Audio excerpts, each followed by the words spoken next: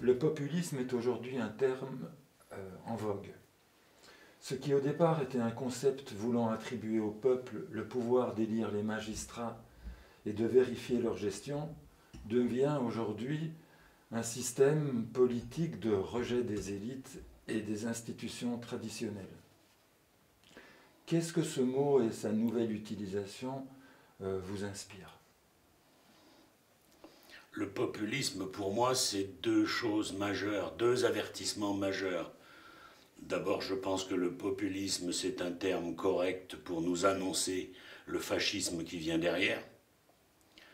Et la deuxième chose, je pense qu'on est devant une saturation des peuples devant leurs gouvernants et leur système politique. Et je crois que la démocratie va devoir profondément se remettre en cause pour passer d'une démocratie royaliste à une démocratie plus démocratique. Je pense qu'aujourd'hui, il est beaucoup plus important que les gens se fassent élire sur des programmes qu'ils sont obligés d'accomplir, que se fassent élire sur des rapports de télévision et médiatiques qui n'ont aucune valeur. Et donc le populisme, c'est aussi ce rejet d'une ancienne façon de gouverner et cette réclamation d'une nouvelle façon de gouverner. Quand vous dites que le populisme contient ou nous avertit d'un fascisme possible, où apercevez-vous, d'où contemplez-vous cette dérive ? Je pense que d'un côté, que de tous les côtés où nous pouvons regarder, nous sommes vers une altération petit à petit de toutes nos libertés. C'est quelque chose de millimétrique.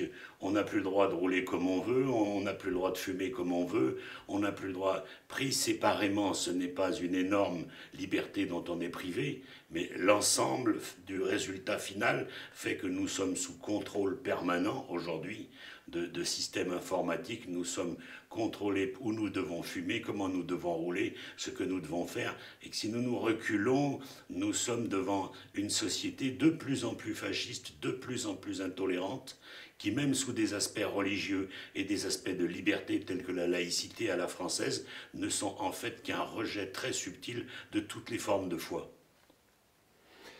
Ça, c'est pour l'aspect, le populisme annonçant un fascisme, et ensuite vous dites que ça annonce aussi une évolution de la démocratie. Comment apercevez-vous cette évolution ? Vers quelle démocratie pourrions-nous aller ? Je crois qu'il nous faudra passer d'une république qui n'est pas capable d'assumer les programmes pour lesquels elle élit ses présidents, à une république qui devra obliger ceux qui sont élus à appliquer leurs programmes. Nous sommes devant quelque chose qui fait qu'aujourd'hui, ce président qui sort, Hollande, n'est pas le pire des présidents de la France. Il a pourtant très peu de cote de popularité. C'est parce que sa cote de popularité est mélangée avec un rejet du système politique, et mélangée avec quelque chose qui n'est plus du tout adapté au peuple. Et donc je pense que aujourd'hui, nous sommes devant quelque chose qui doit préparer la 6e République. Les anciennes valeurs de la 5e République s'effondrent.